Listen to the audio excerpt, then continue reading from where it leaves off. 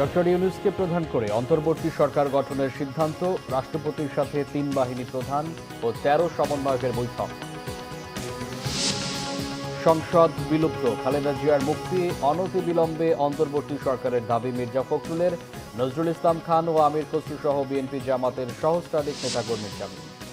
দিল্লিতে আছেন শেখ হাসিনা, জানিয়েছেন ভারতের পররাষ্ট্রমন্ত্রী। আশ্রয়দানে অস্বীকৃতি যুক্তরাজ্যের, ভিসা প্রত্যাহার যুক্তরাষ্ট্রের, পলক আটক।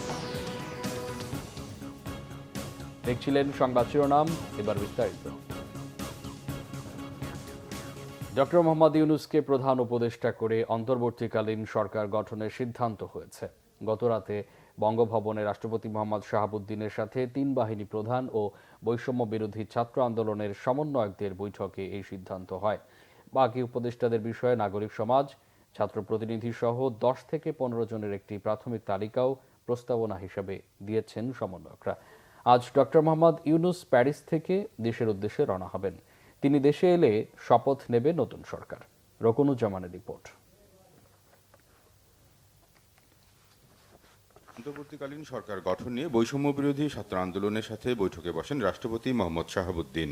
বৈঠকে উপস্থিত ছিলেন সেনা, নৌ ও বিমান বাহিনীর প্রধান। বৈষম্য বিরোধী ছাত্র আন্দোলনের ১১ সমন্বয়ক ছাড়াও লিয়াজু কমিটির ৩ জন উপস্থিত ছিলেন। এছাড়া আসিফ নজরুল সহ ২ শিক্ষক প্রতিনিধিও উপস্থিত ছিলেন বৈঠকে।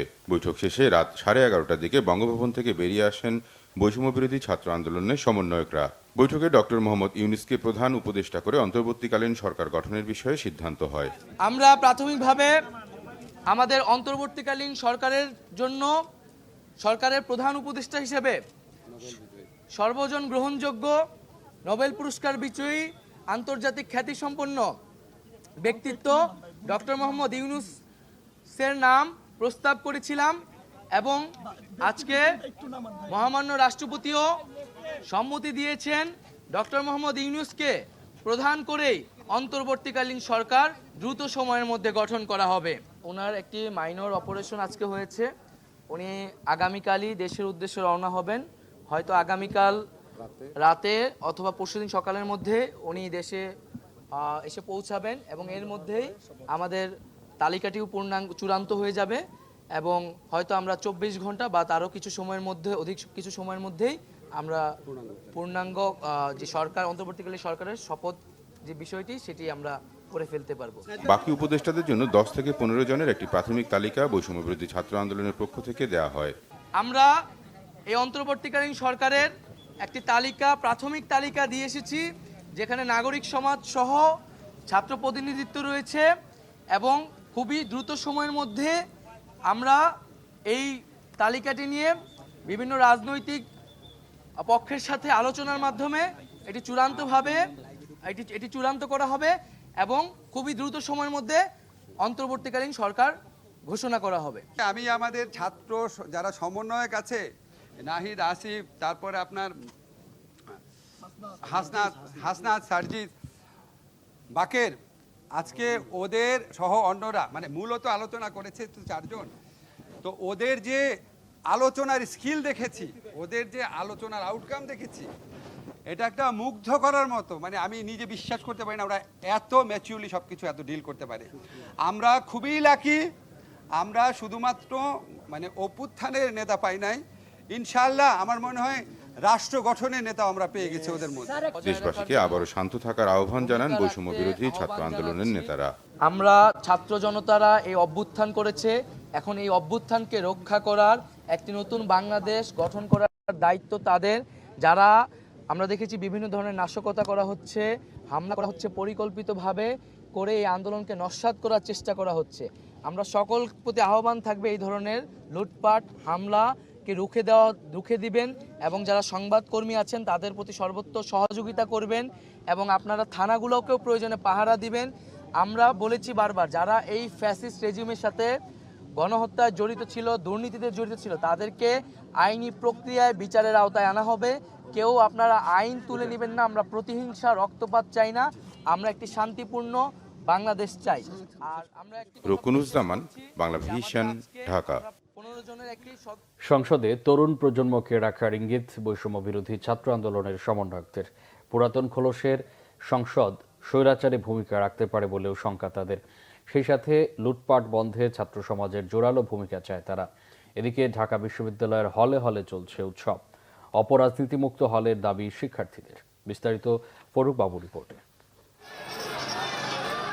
2018 সালের কোটা সংস্কার আন্দোলন 2024-এ এসে রূপ নেয় বৈষম্য বিরোধী ছাত্র আন্দোলনে, যা পরিণত হয় সরকারি চাকরিতে কোটারি বদলে মেধার বিবেচনায় নিয়োগের দাবিতে গণমানুষের আন্দোলন।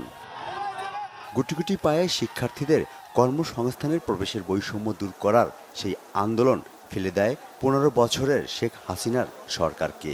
লাল বসন্তের উল্লাস যখন দেশ জুড়ে, তখন আগামীর নেতৃত্ব কি হবে সেই চিন্তাও আবার সামনে আসে। মানুষ এই সব দলের কথা শুনতে শুনতে বিরক্ত, কারণ কেউই আসলে তাদের ওই প্রতিশ্রুতির কোনো প্রমাণ দিতে পারেনি কখনোই। আমরা বিশ্বাস করি যে মানুষ তরুণ প্রজন্মের উপরে এই আন্দোলনে, এই গণঅভ্যুত্থানে, এই স্বৈরাচার পতনে আস্থা রেখেছে। আমরা বিশ্বাস করি তরুণ প্রজন্মের উপরে আগামীর যে সংসদ, জনগণের যেখানে প্রতিনিধি নির্বাচিত হবে, সেখানেও সে আস্থাটি রাখবে এবং এর মাধ্যমেই আমরা যে বাংলাদেশের স্বপ্ন দেখি সেই স্বপ্নের অগ্রযাত্রা শুরু হবে। এরই মধ্যে ভেঙে দেওয়া হয়েছে দ্বাদশ সংসদ। এ নিয়ে অনেক ভাবনা আন্দোলনের সমন্বয়কদের।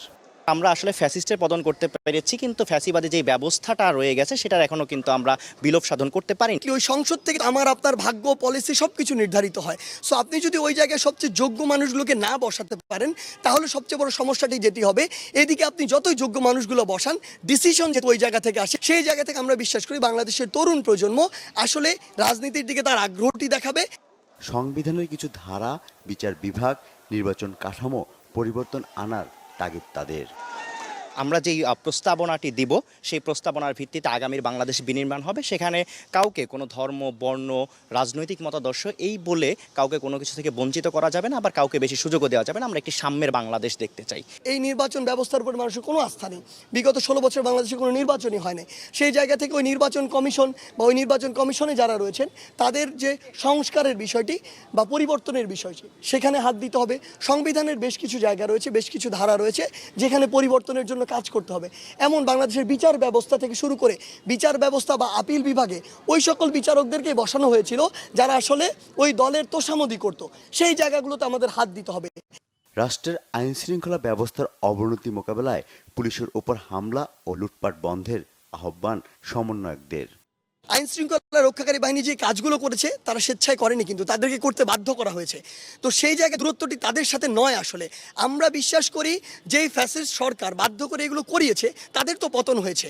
তাহলে এই আইন শৃঙ্খলা রক্ষাকারী বাহিনী এই অন্তর্বর্তীকালীন সরকারের নির্দেশে যদি আস্থা ফিরিয়ে আনার যে কাজগুলো সেগুলো সুষ্ঠুভাবে করে, অবশ্যই জনগণের সে আস্থাটি ফিরে আসবে। দেশের বিভিন্ন স্থানে রাজনৈতিক উদ্দেশ্য হাসিলের লক্ষ্যে অনেকেই যারাই এই সাম্প্রদায়িক দাঙ্গা এবং হামলার সঙ্গে যুক্ত থাকবে এবং হিন্দু ভাই বোনদের নির্যাতন করবে, হামলা করবে, তাদেরকে কিন্তু আমরা বিচারের আওতায় নিয়ে আসবে।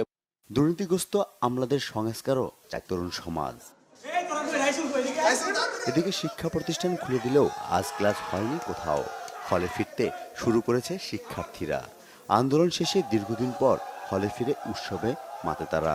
নেয়ার স্লোগানে কণ্ঠসবার।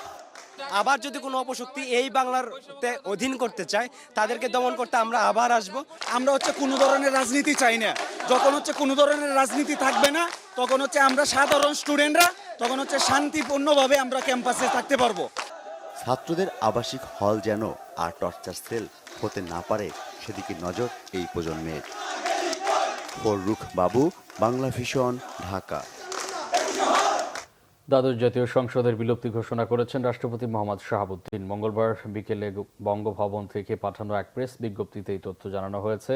এছাড়া বিএনপির চেয়ারপারসন বেগম খালেদা জিয়াকে মুক্তি দেওয়া হয়েছে। একই সাথে 1 জুলাই থেকে 5 আগস্ট পর্যন্ত বৈষম্য বিরোধী আন্দোলন ও বিভিন্ন মামলায় আটকদের মুক্তি দেওয়া শুরু হয়েছে। এর মধ্যে অনেকে মুক্তি পেয়েছেন বলেও প্রেস বিজ্ঞপ্তিতে জানানো হয়। সোমবার রাতে রাষ্ট্রপতি মোহাম্মদ শাহাবুদ্দিনের সাথে 3 বাহিনী প্রধান, বিভিন্ন রাজনৈতিক দলের নেতৃবৃন্দ, সুশীল সমাজের প্রতিনিধি ও বৈষম্য বিরোধী ছাত্র আন্দোলনের নেতাদের বৈঠকের সিদ্ধান্তের প্রেক্ষিতে এই পদক্ষেপ নেওয়া হয়েছে। অনতিবিলম্বে অন্তর্বর্তীকালীন সরকার গঠনের দাবি জানিয়েছেন বিএনপির মহাসচিব মির্জা ফখরুল ইসলাম আলমগীর। তা না হলে দেশে রাজনৈতিক শূন্যতা তৈরি হবে বলে মনে করেন তিনি। যারা বিভিন্ন স্থাপনায় আগুন দিচ্ছে তারা আন্দোলনের সাথে যুক্ত নয় উল্লেখ করে অবিলম্বে অগ্নিসংযোগ ও লুটপাট বন্ধের দাবি জানান তিনি। আরও জানাচ্ছেন জাহাঙ্গীর আকন্দ। এই বিজয় আনন্দের, এই উল্লাস দীর্ঘ 16 বছরের গুম, খুন, জেল, জুলুম, হুলিয়া থেকে মুক্তি পাবার। শেখ হাসিনা সরকারের পতনে বিএনপির নয়াপল্টনের কেন্দ্রীয় কার্যালয় ও এর আশপাশের এলাকায় নেতাকর্মীদের আনন্দ মিছিল। আমাদের যেই পরিমাণ ছাত্রদল, যুবদল, স্বেচ্ছাসেবক দল গুম, খুন, হামলা মামলার শিকার হয়েছে, এই করণের ইতিহাস বাংলাদেশে আর নাই। মনে হয় নতুনভাবে স্বাধীন পাইলাম, স্বাধীন বাংলাদেশ। অনেক নির্যাতন সহ্য করছি, দেশে থাকতে পারি নাই, বাংলাদেশে যাইতে পারি নাই, বাড়ি যাইতে পারি নাই, বাংলাদেশের ত্যাগ করতে হয়েছে। আমাদের এই নির্যাতনে আমরা মুক্ত হয়েছি। দুপুর 1:30টার দিকে নয়াপল্টনের কেন্দ্রীয় কার্যালয়ে আসেন বিএনপির মহাসচিব মির্জা ফখরুল ইসলাম আলমগীর এবং স্থায়ী কমিটির সদস্য মির্জা আব্বাস। এ সময় নেতাকর্মীরা তাদের স্বাগত জানান। এর আগে সকালে বিএনপি চেয়ারপারসনের গুলশান কার্যালয়ে অনুষ্ঠিত হয় দলটির স্থায়ী কমিটির বৈঠক। লন্ডন থেকে অনলাইনে যুক্ত হয়ে বৈঠকে সভাপতিত্ব করেন বিএনপির ভারপ্রাপ্ত চেয়ারম্যান তারেক রহমান। সভা শেষে বিএনপির মহাসচিব মির্জা ফখরুল ইসলাম আলমগীর ছাত্র জনতাকে বিজয়ের শুভেচ্ছা জানান। আমি আপনাদেরকে আজকে শুভেচ্ছা জানাচ্ছি ফ্যাসিবাদ মুক্ত বাংলাদেশে। আমরা আজকে গভীরভাবে শ্রদ্ধা জানাতে চাই সেই সমস্ত শহীদদের, যারা ছাত্র এবং জনতা যারা প্রাণ দিয়েছেন, তাদের প্রতি আমরা গভীর শ্রদ্ধা নিবেদন করি। আমরা অভিবাদন জানাতে চাই, স্যালুট জানাতে চাই আমাদের ছাত্রদের, আমাদের সন্তানদের, যারা তাদের মেধা, বুদ্ধিমত্তা, সাহস নিয়ে এই ফ্যাসিবাদী সরকারের বিরুদ্ধে দাঁড়িয়ে বুকের রক্ত দিয়ে তারা আজকে বিজয় অর্জন করেছেন। আমরা সকল রাজনৈতিক দল, সকল ব্যক্তি যারা এই সংগ্রামের সঙ্গে জড়িত ছিলেন, আছেন, পেশাজীবী, তাদের সকলকে আন্তরিকভাবে ধন্যবাদ এবং কৃতজ্ঞতা জানাচ্ছি এই আন্দোলনের শরিক হয়ে আজকে বিজয় অর্জন করবার জন্য। একই সাথে সারা দেশে আগুন লুটপাট বন্ধের আহ্বান জানান তিনি। যে এখনো যারা বিভিন্ন প্রতিষ্ঠানে প্রতিশোধমূলকভাবে অগ্নিসংযোগ করছেন, লুটপাট করছেন, বাড়িঘরে হামলা করছেন, এটা দয়া করে অবিলম্বে এই মুহূর্ত থেকে বন্ধ করুন। যারা এটা করছেন তারা কেউ এই আন্দোলনের শরিক, আন্দোলনের লোক নন। তারা সবাই কিন্তু আপনার যারা আন্দোলনের বিরোধিতা করেছে তারা এবং তাদের লোকেরাই করছে। বৈষম্য বিরোধী ছাত্র আন্দোলনের নেতারা ডক্টর ইউনূসকে অন্তর্বর্তীকালীন সরকারের প্রধান হিসেবে চান। এতে বিএনপির মতামত কি? সাংবাদিকদের এমন প্রশ্নের জবাব দেন মির্জা ফখরুল। আপনারা একটা অন্তর্বর্তীকালীন নিরপেক্ষ সরকার গঠন করুন, অন্যথায় দেশে আবার রাজনৈতিক শূন্যতা দেখা দিতে পারে। তবে আপনাদের একটা কথা বলে দিই, ছাত্রদের প্রতি আমাদের সম্পূর্ণ আস্থা আছে। এই আস্থা আমাদের আছে এবং আমরা তাদের প্রতি, তাদের আন্দোলনের সঙ্গে একাত্মবোধ করেছি, তাদের সঙ্গে আমরা একাত্মবোধ করছি। তবে আমরা প্রত্যাশা করব যে এখানে সর্বদলীয় ব্যাপারটার গুরুত্ব দেওয়া উচিত, যে জিনিসটা অত্যন্ত গুরুত্বপূর্ণ। এদিকে সোমবার গুলিতে নিহত বিএনপির এক কর্মীর জানাজা অনুষ্ঠিত হয় নয়াপল্টনের কেন্দ্রীয় কার্যালয়ে। জাহাঙ্গীর আকন্দ, বাংলা ভিশন, ঢাকা। কোটা সংস্কার আন্দোলন ঘিরে নাশকতার মামলায় ঢাকা কেন্দ্রীয় কারাগার থেকে মুক্তি পেলেন বিএনপির স্থায়ী কমিটির সদস্য নজরুল ইসলাম খান ও আমির খসরু মাহমুদ চৌধুরী এবং কেন্দ্রীয় নেতা ইঞ্জিনিয়ার ইশরাক হোসেন সহ বিএনপি ও জামায়াতের 1000-এর বেশি নেতাকর্মী। মঙ্গলবার বিকেলে কেরানীগঞ্জের কারাগার থেকে নেতাকর্মীরা একে একে বের হয়ে আসেন। বিএনপির স্থায়ী কমিটির সদস্য নজরুল ইসলাম খান ও আমির খসরু মাহমুদ চৌধুরী, দলের কেন্দ্রীয় নেতা আমানুল্লাহ আমান, রুহুল কবির রিজভী, শহীদুদ্দিন চৌধুরী অ্যানি, ইঞ্জিনিয়ার ইশরাক হোসেন ও আমিনুল ইসলাম সহ নেতাকর্মীরা একে একে জেলখানা থেকে বের হয়ে আসেন। এ সময় নেতাকর্মীদের স্লোগানে মুখরিত থাকে পুরো জেলখানা এলাকা। বিএনপি নেতাকর্মীদের জামিনের খবরে হাজার হাজার নেতাকর্মীরা সকাল থেকেই কেন্দ্রীয় কারাগারের সামনে উপস্থিত হন। এছাড়াও মুক্তি পান বিজিবির চেয়ারম্যান আন্দালিব রহমান পার্থ ও ডাকসুর সাবেক ভিপি নুরুল হক নূর।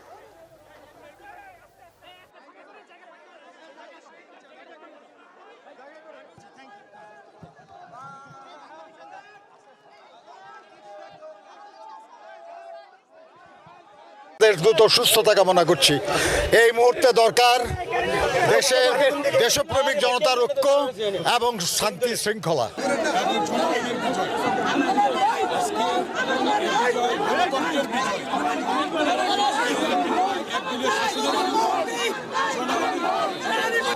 ধৈর্য ধারণ করার জন্য বিনীতভাবে অনুরোধ করছি এবং এই দেশটাকে আমরা নতুনভাবে গড়তে চাই। আমি দেশনেত্রী বেগম খালেদা জিয়ার মুক্তিতে দেশবাসীকে অভিনন্দন জানাই। বাংলাদেশের মানুষ আজকে স্বাধীন হয়েছে, বাংলাদেশের ছাত্র জনতা তারা বিজয় অর্জন করেছে। এটার আনন্দ আসলে ভাষায় প্রকাশ করার কোনো উপায় নাই। আমি খালি এতটুকুই বলবো, আমাদের সামনে অনেক দায়িত্ব রয়েছে। বাংলাদেশের জনগণকে এখন ধৈর্য ধরে আগামী দিনে খুব শান্তশিষ্টভাবে বাংলাদেশকে বিনির্মাণে কাজ করে যেতে হবে। সদ্য সাবেক প্রধানমন্ত্রী শেখ হাসিনা বঙ্গভবনে নয় গণভবনে এই পদত্যাগপত্রে সই করেন, আর হেলিকপ্টারে নয় বিমান বাহিনীর একটি ট্রান্সপোর্ট উড়োজাহাজে দেশ ত্যাগ করেন। শেখ হাসিনা ও শেখ রেহানার শেষ 1 ঘন্টা আসলে কেমন ছিল? নির্ভরযোগ্য সূত্রে নিশ্চিত হয়ে পুরো ঘটনা জানাচ্ছেন মিরাজ হোসেন গাজী। বিভিন্ন গণমাধ্যম ও সামাজিক যোগাযোগ মাধ্যমে ছড়িয়ে পড়া একটি ভিডিওতে দেখা যাচ্ছে সামরিক হেলিকপ্টার থেকে নেমে কালো রঙের গাড়িতে উঠছেন শেখ হাসিনা ও শেখ রেহানা। তাড়াহুড়ো করে হেলিকপ্টার থেকে গাড়িতে ওঠার সময়ও তাদের সাথে ছিল স্পেশাল সিকিউরিটি ফোর্স SSF সদস্যরা। প্রশ্ন উঠেছে, হেলিকপ্টার থেকে নেমে গাড়িতে উঠে কোথায় গেছেন শেখ হাসিনা ও শেখ রেহানা? কোথায় পদত্যাগ করেন তিনি? আর দেশ ছাড়ার সিদ্ধান্ত ও পরের বাস্তবতাই বা কেমন ছিল? শেখ হাসিনা পদত্যাগপত্র সই করেন প্রধানমন্ত্রীর সরকারি বাসভবন গণভবনে। এ সময় তিনি একটি ভিডিও রেকর্ড করে বক্তব্য দিতে চেয়েছিলেন, কিন্তু পরিস্থিতি এতটাই উত্তপ্ত ছিল যে শারীরিক নিরাপত্তার কথা বিবেচনায় সেই সময় দেয়া হয়নি শেখ হাসিনাকে। এরপর গণভবন থেকে তার ব্যবহৃত সামরিক বাহিনীর একটি হেলিকপ্টারে দ্রুত উঠে বসেন। সেই হেলিকপ্টারের গন্তব্য ছিল হযরত শাহজালাল আন্তর্জাতিক বিমানবন্দরের বঙ্গবন্ধু ঘাঁটির রানওয়েতে।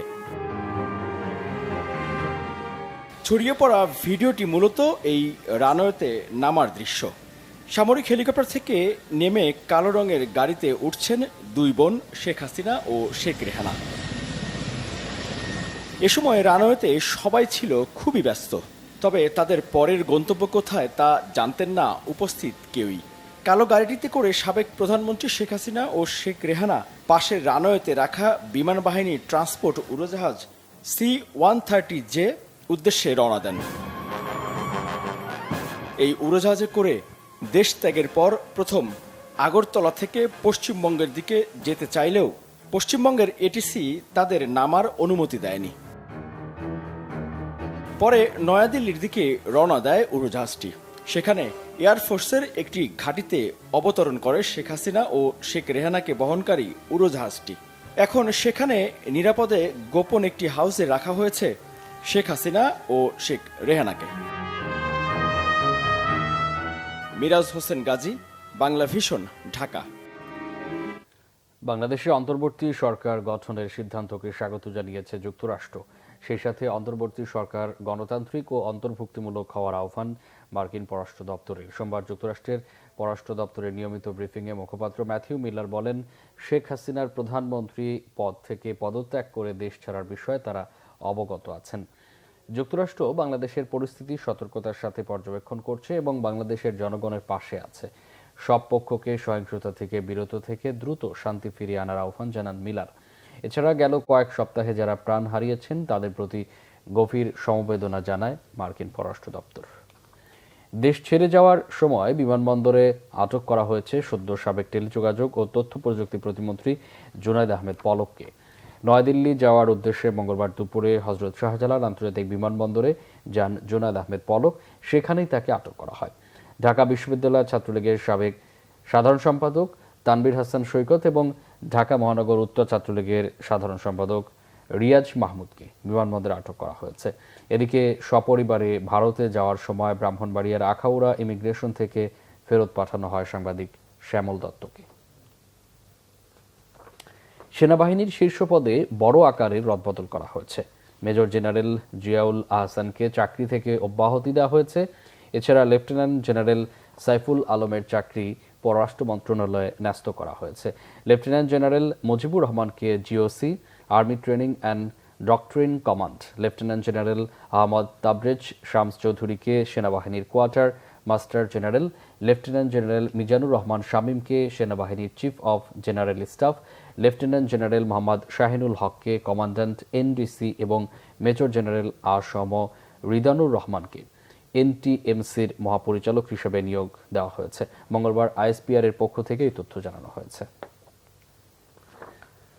পরিবারের কাছে ফিরে গেলেন জামাত ইসলামীর সাবেক আমির মরহুম গোলাম আজমের ছেলে, সেনাবাহিনীর সাবেক ব্রিগেডিয়ার জেনারেল আবদুল্লাহিল আমান আজমি ও প্রয়াত জামাত নেতা মীর কাশেম আলীর ছেলে ব্যারিস্টার মীর আরমান। সোমবার রাতে জামাতের দুই শীর্ষ নেতার এই দুই সন্তান তাদের পরিবারের কাছে ফিরে যান। 2016 সালে গুম করা হয় সেনাবাহিনী থেকে বাধ্যতামূলক অবসর দেওয়া ব্রিগেডিয়ার জেনারেল আজমিকে। আইন শৃঙ্খলা রক্ষাকারী বাহিনীর পরিচয়ে বাসা থেকে তুলে নিয়ে যাওয়া হয় তাকে। একই বছর 10 আগস্ট জামাত নেতা মীর কাশেম আলীর ছেলে ব্যারিস্টার আরমানকে মিরপুরের ডিওএইচএস এর বাসা থেকে তুলে নিয়ে যাওয়া হয়। এরপর তাদের আর হদিস পাওয়া যায়নি। দীর্ঘ 8 বছর পর গত সোমবার রাতে তারা পরিবারের কাছে ফিরেছেন। আইজিপি চৌধুরী আব্দুল্লাহ আল মামুনকে অব্যাহতি দেওয়া হয়েছে। নতুন আইজিপি হলেন মোহাম্মদ বৈনুল ইসলাম। এদিকে পুলিশের অতিরিক্ত আইজিপি AKM শহীদুর রহমান বলেছেন, পুলিশ পুনর্গঠন করে স্বৈরাচারী সরকারের আজ্ঞাবহ কর্মকর্তাদের বিচারের মুখোমুখি করা হবে। দেশবাসীকে শান্ত থেকে আইনশৃঙ্খলা রক্ষার আহ্বান জানিয়েছেন তিনি। মঙ্গলবার দুপুরে রাজারবাগে সংবাদ সম্মেলনে পুলিশ কর্মকর্তারা জানান, বর্তমানে পুলিশের যে অনুপস্থিতিতে তার প্রভাব জনজীবনে ব্যাপকভাবে পড়েছে। সারা দেশে পুলিশ লাইন্স ও থানায় হামলা, পুলিশ সদস্য হত্যা ও লুটপাটে ক্ষয়ক্ষতির করণীয় নিয়ে পুলিশের ঊর্ধ্বতন সাবেক বর্তমান কর্মকর্তাদের নিয়ে আলোচনা হয়েছে। যেসব পুলিশ সদস্য কষ্ট নিয়ে কর্মবিরতি ঘোষণা করেছেন তাদের সাথে কথা বলা হচ্ছে। পুলিশের আজকের এই অবস্থায় সবাইকে পাশে থাকার আহ্বান জানান অতিরিক্ত আইজিপি AKM শহীদুর রহমান। ছাত্রদের প্রস্তাবকে প্রাধান্য দিয়ে দ্রুত অন্তর্বর্তীকালীন সরকার গঠনের দাবি জানিয়েছেন গণতন্ত্র মঞ্চের নেতারা। মঙ্গলবার বিকেলে রাজধানীর তোপখানা রোডে সংবাদ সম্মেলনে এসব কথা জানান তারা। সুযোগ সন্ধানী কুচক্রী মহল আন্দোলনকে কলুষিত করতে ধ্বংসযজ্ঞ চালাচ্ছে অভিযোগ করে গণসংহতি আন্দোলনের প্রধান সমন্বয়ক জুনায়েদ সাকি বলেন, ছাত্রদের এইসব মোকাবেলায় সতর্ক থাকতে বলা হয়েছে। এ সময় নাগরিক ঐক্যের আহ্বায়ক মাহমুদুর রহমান মান্না সবাইকে হামলা, প্রতিশোধ ও লুটপাট থেকে বিরত থাকার আহ্বান জানান। দেশ নির্মাণে এগিয়ে আসার আহ্বান জানান বিপ্লবী ওয়ার্কার্স পার্টির সাধারণ সম্পাদক সাইফুল হক। জবাবদিহিতার প্রশ্নটি যথাসম্ভব দ্রুত সময়ের মধ্যে অন্তর্বর্তীকালীন সরকার গঠন করতে হবে, কেননা এই মুহূর্তে এই যে আজকে একটা পরিস্থিতি, কিছুটা শূন্যতা, এখানে একটা সরকার না থাকলে দায় দায়িত্ব জবাবদিহিতার প্রশ্নটি বিলম্বিত হতে থাকবে এবং সুযোগ সন্ধানীরা এই পরিস্থিতির সুযোগ গ্রহণ করবে। আমরা আমাদের জায়গায় যেন ফিরে আসতে পারি, দেশ যেরকম চলছিল সেই রকম শান্ত স্থির যাতে থাকতে পারে। কোনো রকম নৈরাজ্য নয়, কোনো রকম বিশৃঙ্খলা নয়, কোনো রকম খুনাখুনির মতো ব্যাপার নয়, মারামারি দাঙ্গা হানাহানির মতো ব্যাপার নয়, লুটপাটের ব্যাপার নয়, অপরের উপরে রাগ দেখাবার ব্যাপার নয়, বরঞ্চ একসাথেই সবার নির্মাণ করবার দৃষ্টিভঙ্গি নিয়ে সবাই এগিয়ে আসেন। প্রতিশোধাত্মক ভূমিকা নিয়ে কোনোভাবে বিজয়কে আমরা পরাজয়ের দিকে নিয়ে যেতে পারি না। সুতরাং গণতন্ত্র মঞ্চের দিক থেকে পরিষ্কার আমাদের আহ্বান, দল মত নির্বিশেষে, জাতি ধর্ম বর্ণ নির্বিশেষে ছাত্র তরুণ যুবকরা তারা যেই চেতনায় এবার তারা এই গণজাগরণ ঘটিয়েছেন, একই চেতনায় তারা জাতিগত ঐক্য ধরে রাখবেন, সংহতি শান্তি তারা বজায় রাখবেন। সংবাদ শেষ করব শিরোনামগুলো আরেকবার জানিয়ে। ডক্টর ইউনূসকে প্রধান করে অন্তর্বর্তী সরকার গঠনের সিদ্ধান্ত, রাষ্ট্রপতির সাথে 3 বাহিনী প্রধান ও 13 সমন্বয়কের বৈঠক। সংসদ বিলুপ্ত, খালেদা জিয়া মুক্তি, অনতিবিলম্বে অন্তর্বর্তী সরকারের দাবি মির্জা ফখরুলের, নজরুল ইসলাম খান ও আমির খসরু সহ বিএনপি জামাতের সহস্রাধিক নেতাকর্মীর জামিন। দিল্লিতে আছেন শেখ হাসিনা, জানিয়েছেন ভারতের পররাষ্ট্রমন্ত্রী। আশ্রয়দানে অস্বীকৃতি যুক্তরাজ্যের, ভিসা প্রত্যাহার যুক্তরাষ্ট্রের, পলক আটক। এই ছিল এখনকার মতো। পরে সংবাদ সকাল 10টায়, এর আগে 9টায় রয়েছে নিউজ টপ 10 দেখার আমন্ত্রণ রইল। এছাড়া বাংলা ভিশন সংবাদ ও সংবাদ সংশ্লিষ্ট অনুষ্ঠান দেখতে ভিজিট করুন www.bvnews24.com ও facebook.com/banglavisionnews এবং সাবস্ক্রাইব করুন youtube.com/banglavision। এতক্ষণ সাথে থাকা অসংখ্য ধন্যবাদ।